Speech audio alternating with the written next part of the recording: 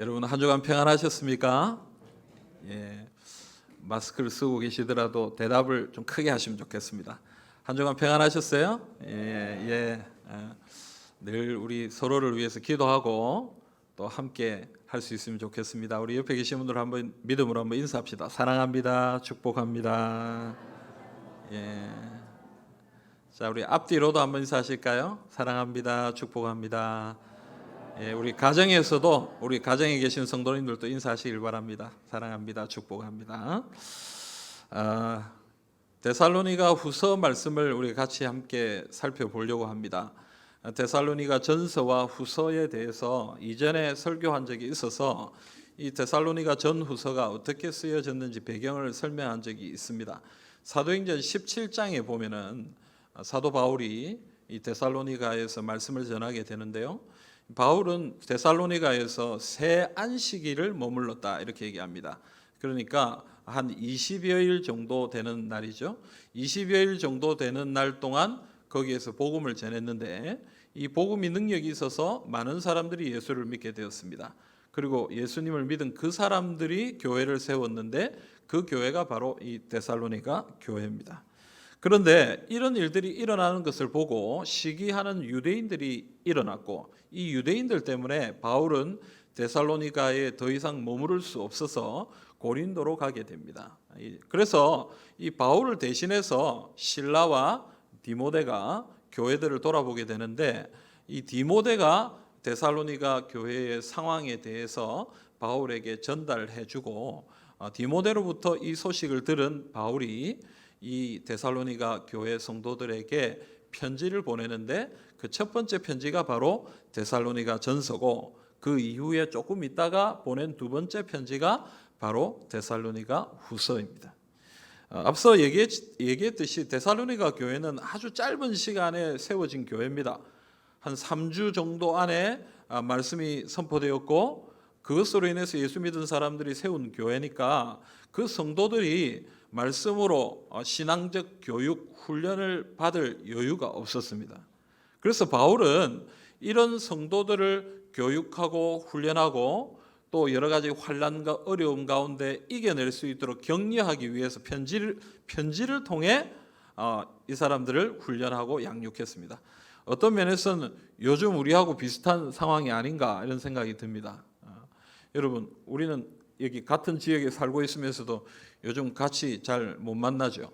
성경 공부도 함께 할 수가 없고 모임도 좀 하기가 부담스럽고 예배도 우리가 함께 드리기가 좀 어려운 그런 시간들입니다. 그래서 우리가 다른 대안으로 생각한 것이 영상 예배를 드리고 말씀을 나누고 이렇게 하죠.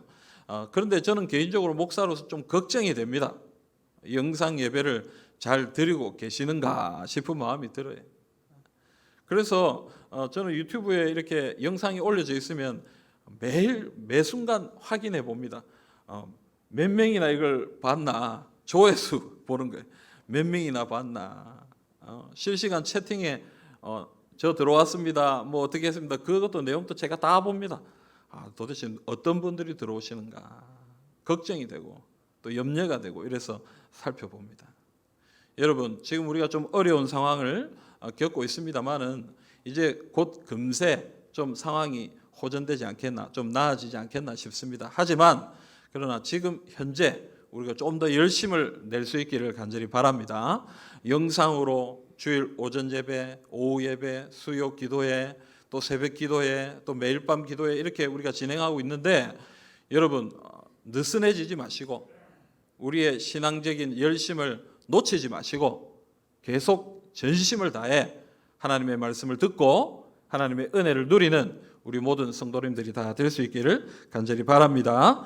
여러분, 오늘 이 데살로니가 후서의 첫 부분을 우리가 좀 함께 살펴보기를 원하는데 이 바울이 하나님 아버지의 마음으로 데살로니가 교회 성도들에게 전한 이 말씀에 대해서 함께 생각해 보기를 원합니다. 먼저 바울은 성도들에게 은혜와 평강을 전했습니다. 사도 바울의 서신서에는 제일 먼저 누가 이 편지를 썼는지 그리고 누가 이 편지를 받는지를 설명합니다. 1절에 보면 바울과 실루아노와 디모데, 여기서 실루아노는 우리가 잘 아는 신라를 얘기하는 것입니다. 그래서 이 세 사람, 편지를 보낸 사람이죠. 그 뒤에 보면 데살로니가인의 교회, 그러니까 데살로니가 지역에 있는 교회에 보낸 편지입니다. 이들에게 바울은 제일 먼저 인사를 하는데요. 그게 2절에 나옵니다. 우리 2절 말씀 같이 한번 읽어봅시다. 하나님 아버지와 주 예수 그리스도로부터 은혜와 평강이 너희에게 있을지어다. 아멘. 여러분, 하나님께서 성도들에게 주시는 가장 큰 선물 중에 하나가 뭐냐? 오늘 말씀에 보면 평강이다. 평강. 히브리어로 샬롬이라고 그러죠. 평화. 하나님의 평화. 이 평화가 우리에게 주어지는 것. 이것 참 큰 은혜입니다. 하나님의 이 평강은요, 세상의 평화, 평안과 다른 거예요. 하나님의 평강은 특별합니다. 시편 3편 5절 6절에 보면 이런 말씀이 나옵니다. 내가 누워 자고 깨었으니 여호와께서 나를 붙드심이로다. 천만인이 나를 애워싸 진친다 하여도 나는 두려워하지 아니하리다. 아멘. 여러분, 시편 3편을 보면 많은 사람이 대적하고 있는 모습이 나옵니다.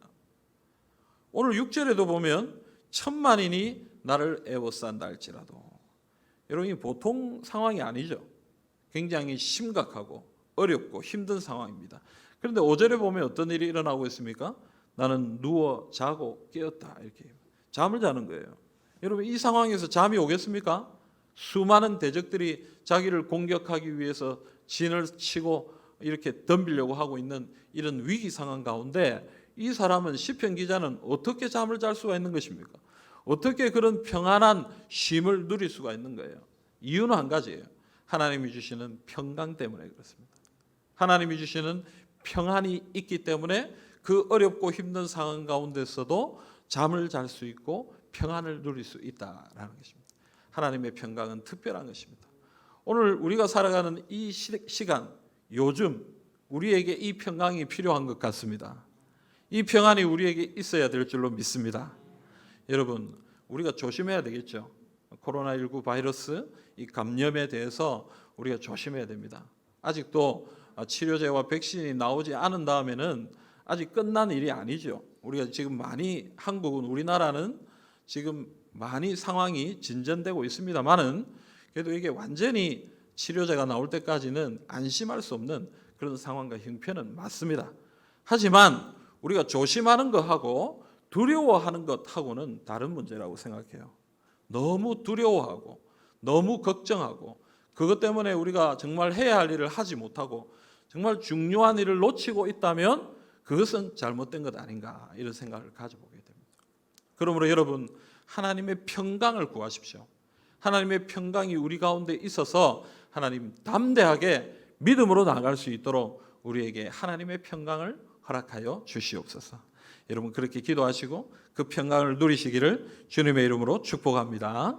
그런데 여러분, 오늘 우리가 읽은 말씀에 보면 이 평안, 이 평강을 유지하게 하는 것이 있다, 이렇게 얘기합니다. 그게 뭡니까? 은혜입니다. 하나님의 은혜를 통해 우리의 마음에 평강이 주어지는 것이다. 우리가 만약에 우리가 가진 능력이나 우리가 가진 부유함이나 이런 것들로 평안을 지키려면 어느 정도 가지고 있어야, 어느 정도 우리가 붙들고 있어야 평안할 수 있겠습니까? 여러분, 우리의 능력으로는 이 평강을 지킬 수가 없는 것이죠.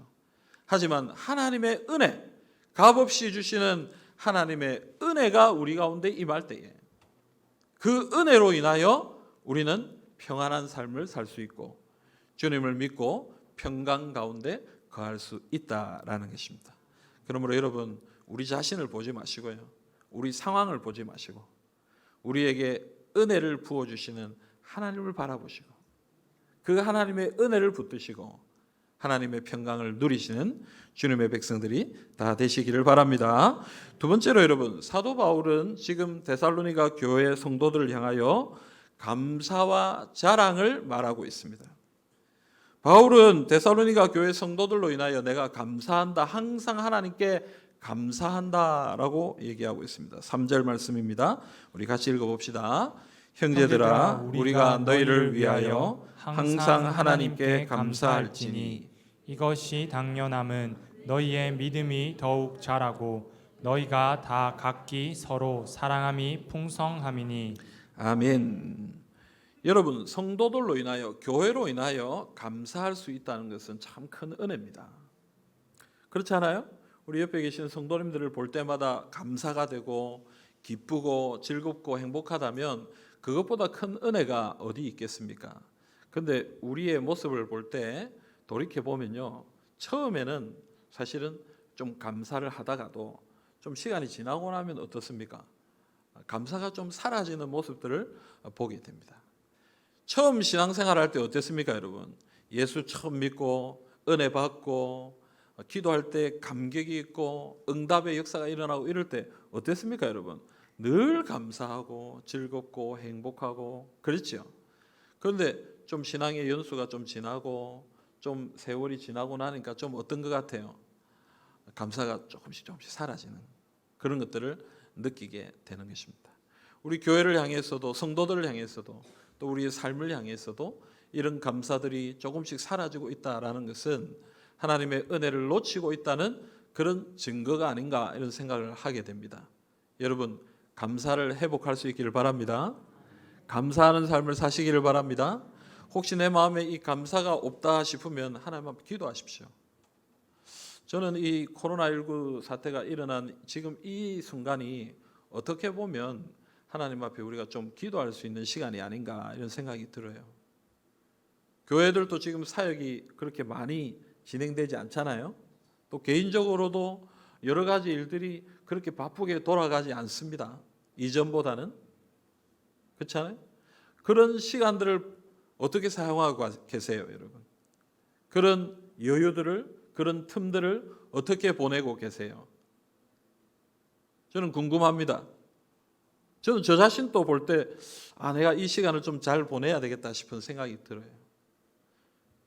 전에는 좀 이렇게 사람들 만나는데 시간을 좀 조금이라도 사용했는데 요즘 우리 사람들 잘 만나지 않지 않습니까? 퇴근하고 나면 바로 집으로 들어가고 집에서 시간들을 보냅니다. 여러분, 이 많은 시간들 가운데 우리가 어떻게 하고 있는가 살펴보면 좋겠다 싶어요. 여러분, 그때 기도하십시오. 하나님 앞에 엎드리십시오. 주의 은혜를 구하십시오. 하나님의 능력을 구하십시오. 내 마음의 은혜가 회복되도록, 내 마음의 감사가 회복되도록 주님 앞에 기도하는 우리 모두가 되기를 간절히 바랍니다. 근데 여러분, 오늘 바울은요, 성도들로 인하여 감사하면서 이 감사의 내용을 자세하게 설명하고 있습니다. 바울은 무엇 때문에 감사하다라고 얘기합니까? 성도들의 믿음이 자랐기 때문에, 또 성도들 서로 간에 사랑이 풍성하기 때문에 감사하다 이렇게 얘기하고 있습니다. 여러분, 데살로니가 교회는 아까도 설명했지만 짧은 시간 안에 만들어졌던 교회입니다. 그래서 이 사람들은 무슨 훈련이나 연습을 할 수 있는, 공부를 할 수 있는 그런 시간적 여유가 없었던 사람들이에요. 그저 교회가 만들어졌고 또 교회 안에서 그들은 신앙의 삶을 살았습니다. 그런데 디모데를 통해서 들은 이야기를 보니까 이 사람들의 믿음이 자란 거예요. 이 사람들의 사랑이 더 풍성해진 거예요. 그걸로 인해 바울은 감사한 거예요. 우리가 특별히 많은 걸 가르쳐 주지 못했는데 그럼에도 불구하고 그들의 믿음이 자라고 그들의 사랑이 풍성해진 것을 통해서 감사한다 이렇게 얘기하는 거예요. 여러분, 성도가 자라는 것은 감사의 제목입니다. 성도가 성장하는 것은요, 감사의 제목이 된다라는 것을 우리에게 얘기하는 거예요. 여러분, 아이들이 크는 건요 잘 몰라요.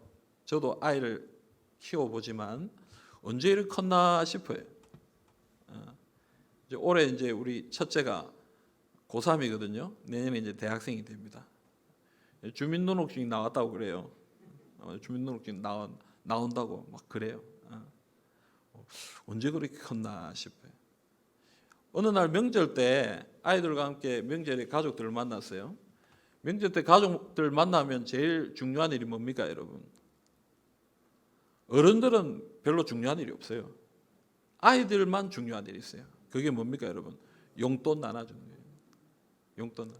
용돈 나누는 아이들이 많다 보니까 뭐 나눠주다 보니까 그날 제가 또 현금을 이렇게 많이 못 찾아갔어요. 그래서 나눠주다 보면 좀 모자란 거예요. 그래서 그날 현금이 제일 많은 사람들이 누굽니까?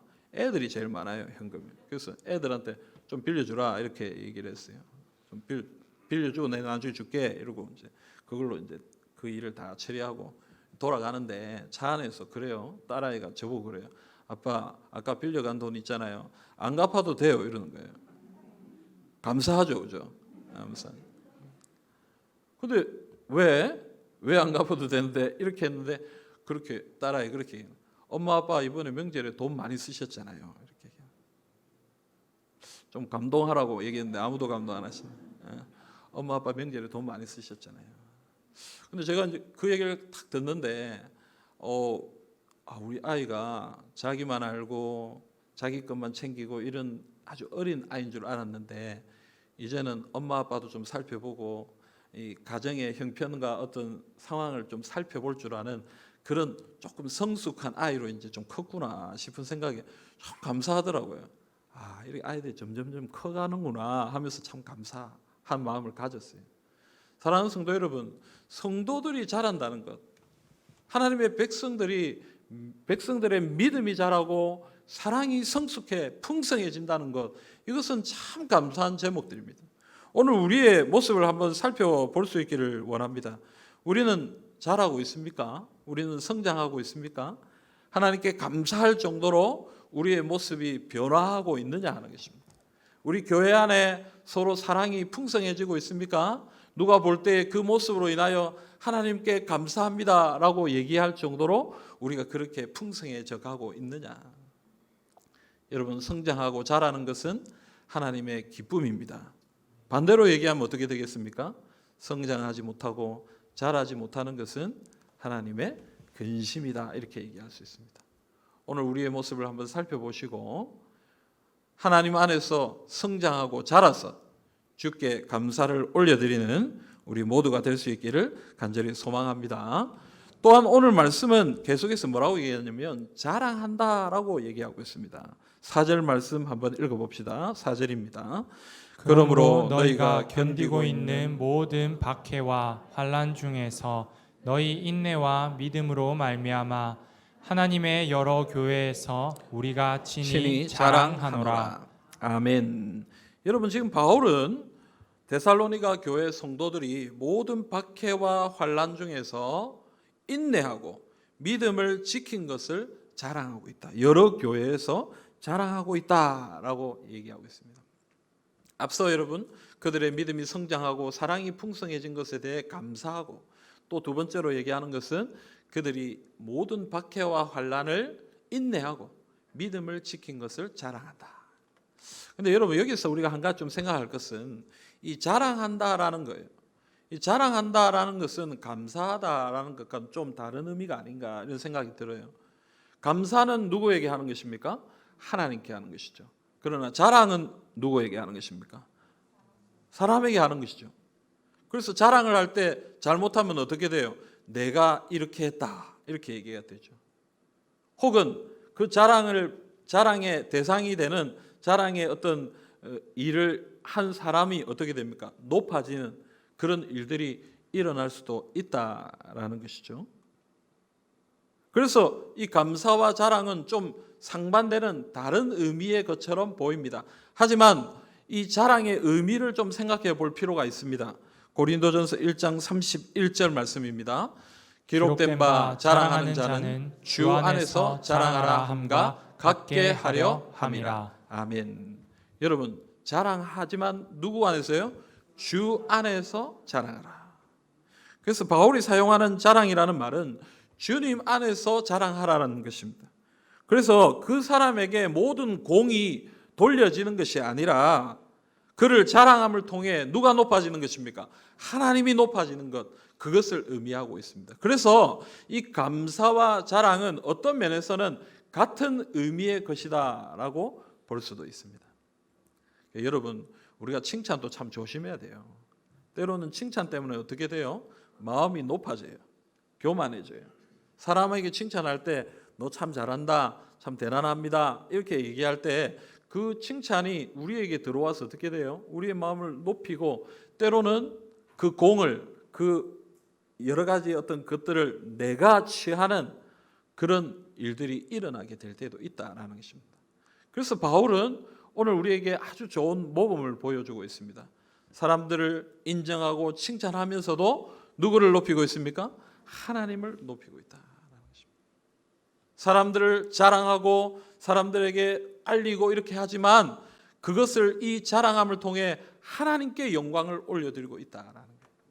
그래서 여러분, 우리가 옆에 있는 사람들, 우리 성도들에게 잘한다, 대단합니다, 수고하셨습니다, 우리 칭찬하고 인정해야 됩니다. 그러나 여러분, 그런 칭찬과 인정에 있어서 제일 중요한 것은 하나님을 높이는 관점에서 칭찬하고 또 인정해 줘야 한다라는 것을 꼭 기억할 수 있기를 바랍니다. 그래서 이렇게 칭찬하면 좋겠다 싶어요. 우리 집사님을 통해서 집사님 때문에 하나님께 감사드립니다. 집사님을 통해 역사하시는 하나님을 찬양합니다. 이런 식으로 하나님을 높여주는 것이 좋은 칭찬의 방법이 아니겠나. 그리고 우리가 서로 그렇게 자랑하고 칭찬할 때에 누가 높아집니까? 하나님이 높아지는 그런 일들이 일어나게 된다라는 것입니다. 그러므로 여러분, 서로의 모습을 통하여 하나님께 감사와 자랑을 올려드림을 통하여 하나님께 영광을 올려드리는 우리 모두가 되시기를 간절히 소원합니다. 마지막으로 여러분, 바울은 박해와 환난 가운데 있는 이 데살로니가 교회 성도들에게 위로를 전하고 있습니다. 우리가 잘 알고 있듯이 바울이 두고 온 이 데살로니가 지역에는 이 복음의 반대자들이 참 많았습니다. 그래서 이 데살로니가 교회 성도들은 많은 박해와 환난을 당했어요. 그래서 그런 가운데 있는 성도들에게 지금 바울은 위로를 전하고 있다라는 것입니다. 5절 말씀입니다. 5절 말씀 읽어봅시다. 이는 하나님의 공의로운 심판의 표요 너희로 하여금 하나님의 나라에 합당한 자로 여김을 받게 하려 함이니 그 나라를 위하여 너희가 또한 고난을 받느니라. 아멘. 여러분, 오늘 말씀에 바울은 그들이 당하고 있는 이 환난이 하나님의 공의의 심판의 표다, 공의로운 심판의 표다, 이렇게 얘기합니다. 너희의 환난을 인하여 하나님의 공의로운 심판이 나타나게 될 것이다, 이렇게 얘기하는 것입니다. 그래서 너희들은 힘을 내라, 낙심하지 말고 소망을 가져라, 이렇게 얘기하는 거예요. 여러분, 이게 도대체 무슨 얘기입니까? 환난이 어떻게 하나님의 공의로운 심판의 표가 되나? 두 가지로 설명하고 있는데, 첫째는 오늘 5절 말씀에 방금 읽었지만 이 심판으로 인하여 너희가 하나님의 나라에 합당한 사람이 되게 된다라고 얘기하는 것입니다.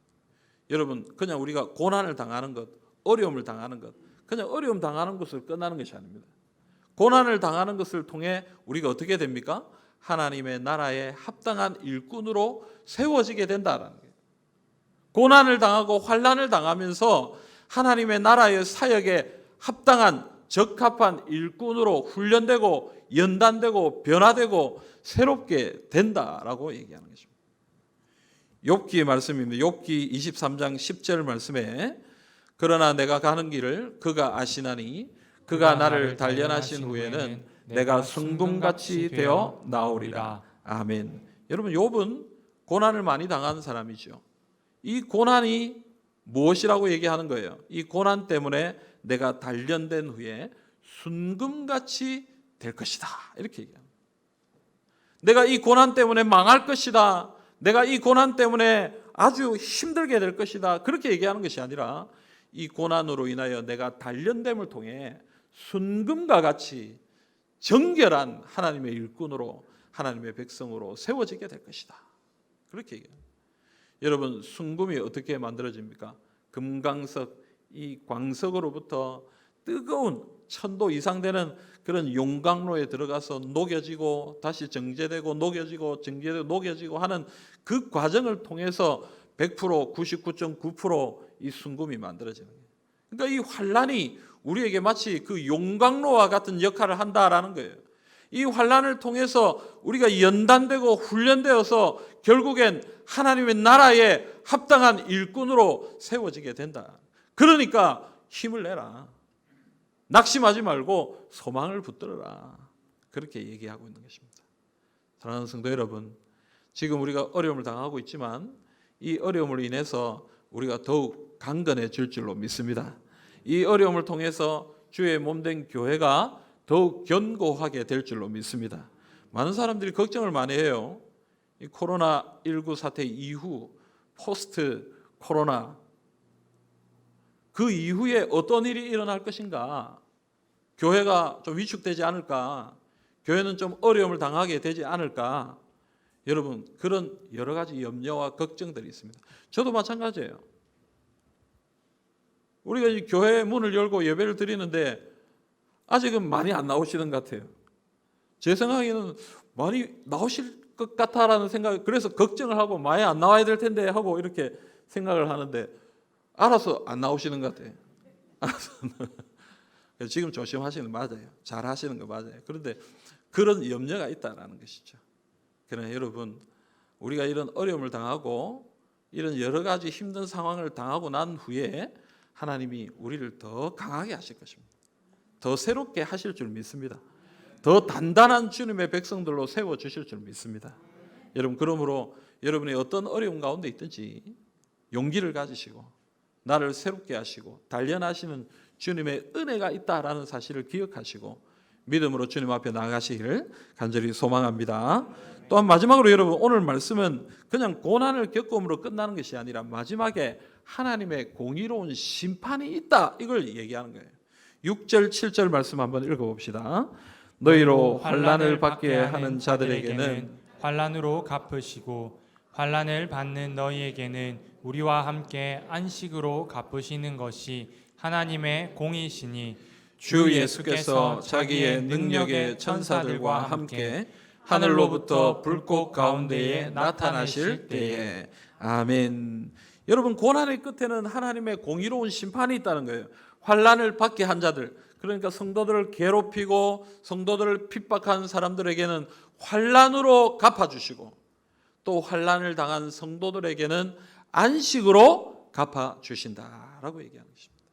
지금은 우리가 어려움을 당하고 지금은 우리가 억울한 일을 당하고 왜 우리가 이런 일들을 당해야 되나 싶은 그런 것들이 우리의 삶에 있다 할지라도 그럼에도 우리가 넘어지지 않고 낙심하지 않을 수 있는 이유는 마지막 때에 반드시 하나님의 심판이, 공의로운 하나님의 판단이 있을 것을 믿기 때문에 흔들리지 않고 주님 앞에 나아갈 수 있다라는 것입니다. 그날이 언제입니까? 10절에 보면 그날에 그가 강림하사, 마지막 날입니다. 주님이 오시는 그날에, 주님이 강림하시는 그날에 오셔서 우리의 모든 것을 판단하시고 심판하시고 공의롭게 우리에게 은혜를 베풀어 주실 것이다. 그러므로 여러분, 그날을 바라보면서, 마지막을 바라보면서 하나님이 우리에게 공의로운 심판을 내려주실 것을 바라보면서 믿음으로 인내하시는 주님의 백성들이 다 될 수 있기를 간절히 소원합니다. 지금 빨리 판단이 되고 지금 빨리 이 문제가 해결되고 뭐 그렇게 되기를 우리 사람들은 원합니다. 그러나 여러분, 하나님의 때가 있습니다. 또 혹시 우리의 생애, 우리의 삶 가운데 그런 심판의 일들이 일어나지 않는다 할지라도 반드시 마지막 날에, 주님이 오시는 그날에 주님은 우리를 심판하시고 우리를 괴롭히고 우리를 핍박하던 자들을 벌하시는 그런 공의로운 심판을 행하실 것이다. 그 얘기를 오늘 말씀을 통해 우리에게 주고 있는 것입니다. 그래서 너희는 이것을 붙들고 믿음으로 나아가라, 인내하라, 담대하게 살아가라, 그렇게 얘기하고 있는 거예요. 사랑하는 성도 여러분, 오늘 우리의 삶에도 고난과 어려움이 있습니다. 모든 고난 가운데 우리는 넘어지지 않고 마지막 때에 우리를 판단해 주시는, 공의롭게 심판해 주시는 하나님을 바라보면서 믿음으로 주께 나아가시기를 우리 주님의 이름으로 기원합니다. 사랑하는 성도 여러분, 오늘 데살로니가 교회 성도들을 향하여 주신 말씀을 우리가 믿음으로 굳게 붙들 수 있기를 바랍니다. 사도 바울은 이 교회를 향하여 감사한다 그랬습니다. 무엇 때문에 감사한다 그랬습니까? 믿음이 자라고 사랑이 풍성하고 또 여러 환난과 박해 가운데서도 인내하고 믿음을 지켰기 때문에 감사한다. 여러분, 우리에게 이런 감사의 제목들이 많기를 간절히 소망합니다. 우리의 믿음이 자랐으면 좋겠습니다. 우리의 사랑이 풍성해졌으면 좋겠습니다. 어려움 가운데서도 우리의 인내가 더욱 강건했으면 좋겠습니다. 마지막으로 여러분, 우리가 서로를 통해 함께 감사하고 찬양함을 통해서, 자랑함을 통해서 하나님께 영광을 올려드릴 수 있기를 간절히 소망합니다. 여러분, 오늘 주신 말씀이 꼭 붙드시고 믿음으로 주님 앞에 나아가 항상 감사하는 삶을 살아가는 주님의 백성들이 다 되시기를 주님의 이름으로 기원합니다. 아멘.